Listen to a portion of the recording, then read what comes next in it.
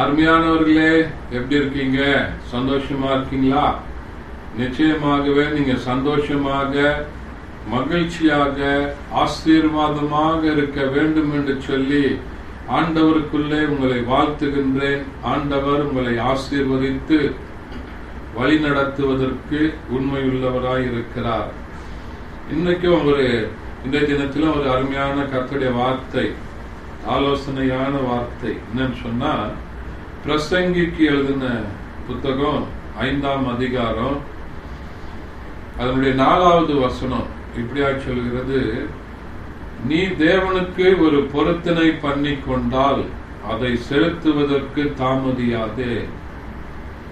அவர் மூடரில் பிரியப்படுகிறது இல்லை, நீ நேர்ந்து கொண்டதை செய்.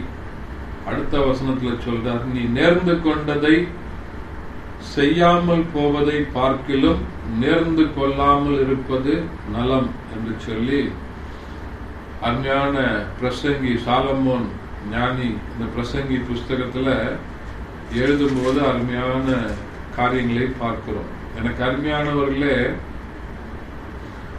நீங்க ஆண்டவருக்கென்று நேர்ந்து கொள்ளுகிற காரியங்கள் என்று சொன்னால், நம்ம மனதில் நினைத்திருப்போம், ஆண்டவரே இந்த காரியம் என்னுடைய வாழ்க்கையில நடந்ததுன்னா நான் இதை செய்யறேன் அப்படின்னு சொல்லி நம்ம மனசுல நினைத்திருப்போம். ஆண்டவர் நம்முடைய வாழ்க்கையில அந்த காரியங்களை நிறைவேற்றி தந்திருப்பார், ஒரு அற்புதத்தை செய்வார்.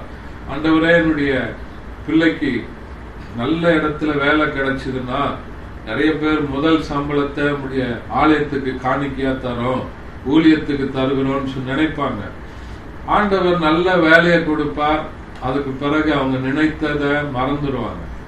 என் மகளுக்கு திருமண காரியங்கள் நடந்ததுன்னா நான் இதை செய்யறேன், என்னுடைய பிள்ளைக்கு குழந்தை பாக்கியம் இல்லை, இது நடந்தா நான் கர்த்தருக்கு இதை செய்யறேன்னு சொல்லி மனதுல நம்ம அநேக நேரங்களிலே நம்ம பொருத்தனையிலே பண்ணிக்கொள்வோம்.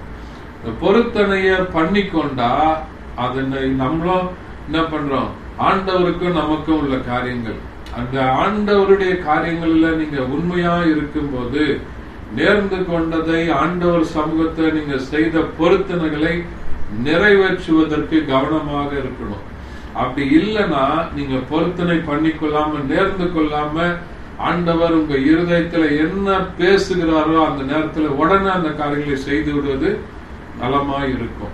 அதான் சொல்றார், நீங்க நேர்ந்து கொண்டதை செய்யாமல் இருப்பதை காட்டிலும் நேர்ந்து கொள்ளாமல் இருப்பது நலம் என்று சொல்லி, ஒருவேளை இந்த நாள்ல ஆண்டவர் உங்களோடு கூட பேசி இருப்பார் என்று சொன்னால், ஏதாவது ஒரு காரியத்தை நீங்க நேர்ந்து கொண்டு அந்த பொருத்தனையை இன்னும் நிறைவேற்றாமல் இருந்தீங்கன்னா, இந்த நாள்ல அந்த காரியங்களை ஆண்டவருடைய சமூகத்துல போய் சென்று அறிக்கையிட்டு அதை நீங்க சரி செய்யுங்க.